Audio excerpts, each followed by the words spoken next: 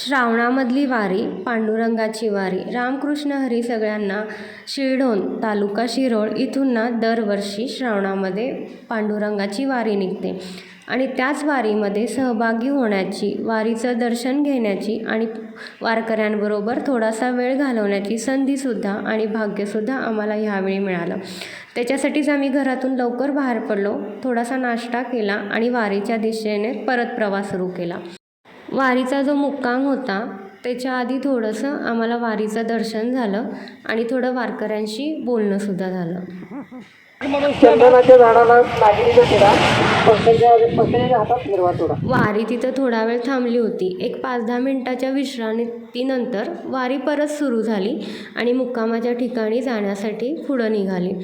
त्यांच्यासोबतच आम्हीसुद्धा थोडा वेळ वारीमध्ये सहभागी होण्याचं, त्यांच्याबरोबर चालण्याचं भाग्यही घेतलं.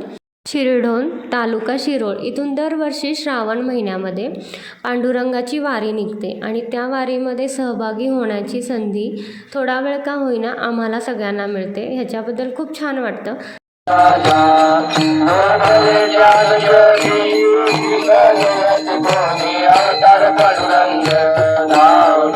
वारी मुक्कामाच्या ठिकाणी पोचल्यानंतर आरती झाली आणि त्याच्यानंतर जेवणाची वेळ झाली.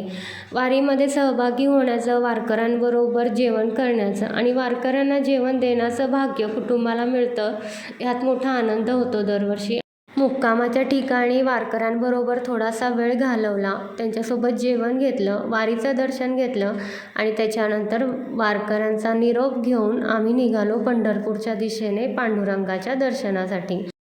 श्रावण महिना असल्या कारणामुळे पंढरपूरमध्ये खूप गर्दी होती, पण इथं आल्यानंतर एक छान असं वेगळंच समाधान मिळतं. पांडुरंगाचं दर्शन घेतलं, माऊलीचं दर्शन घेतलं, मंदिर परिसरामध्ये थोडासा वेळ घालवला आणि त्याच्यानंतर गोपाळपूर येथे गेलो. तिथंही छान दर्शन झालं. वारीचं दर्शन झालं, वारकऱ्यांची भेट झाली, पांडुरंगाचं दर्शन झालं, गोपाळपूरचंसुद्धा दर्शन छान झालं आणि एवढा छान दिवसाचा अनुभव घेऊन आम्ही घरी परत येण्यासाठी निघालो.